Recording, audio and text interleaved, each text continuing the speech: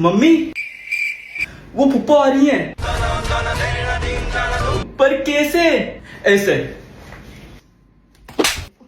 नालायक औलाद, अच्छे से देख, ऐसे नहीं बल्कि ऐसे आ रही होंगी।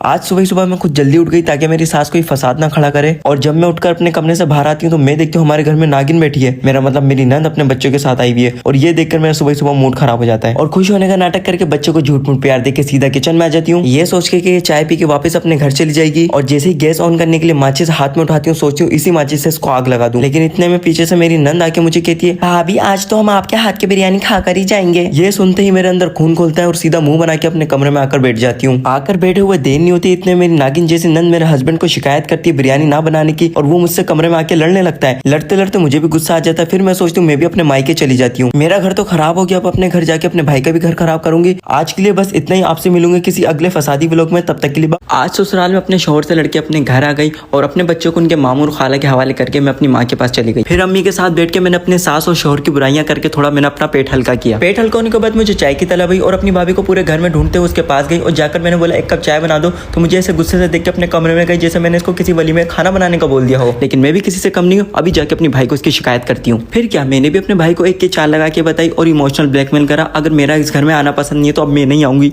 ये सुनते ही मेरा भाई आग बगोला हो गया और अपने रूम में अपनी बेगम से लड़ने चला गया। लड़ते लड़ते जब फसाद बढ़ गया तो मेरी नागिन जैसी भाभी गुस्से में आके अपने बच्चों को लेकर अपने मायके जाने का फैसला करती है और ये सुन के मेरे खुशी का ठिकाना ही नहीं रहता। अब उसके कमरे में कब्जा करके आराम से सोंगे। आपसे मिलूंगे फिर किसी फसादी व्लॉग में, तब तक के लिए बाय बाय। जी सर, क्या ऑर्डर है आपका? पीछे स्क्रीन पर सारी डील्स लगी हुई, खुद देख लो। 2 chicken burger. 1 minute, chicken magnet हो गई है क्या?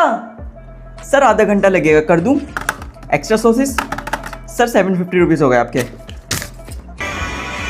जी सर, सॉरी सर, मुझे नहीं पता कितना टाइम लगेगा, मैं सिर्फ ऑर्डर लेती हूँ। कलेक्ट काउंटर वहाँ पर है, वहाँ से जाके पूछिए। अरे यार कितना टाइम लगेगा? कस्टमर काउंटर पे आकर मुझे तंग करता है बार बार। तुझे पता नहीं मैंने छुट्टी क्यों मारी आज?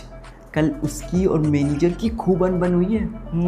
अरे वही सैलरी के पीछे हुई है। जी सर, 2 चिकन फ्राइड और कुछ सर? हमारा स्पेशल मसाला टिक्का सॉस ट्राई करेंगे। हाँ तूने उसका बता। जी मैम, मेरा काउंटर नहीं चल रहा, आप साथ वाले काउंटर पे चली जाएं।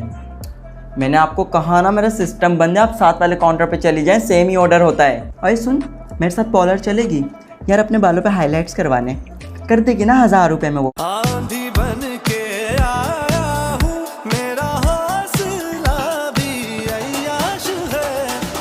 नाम क्या है?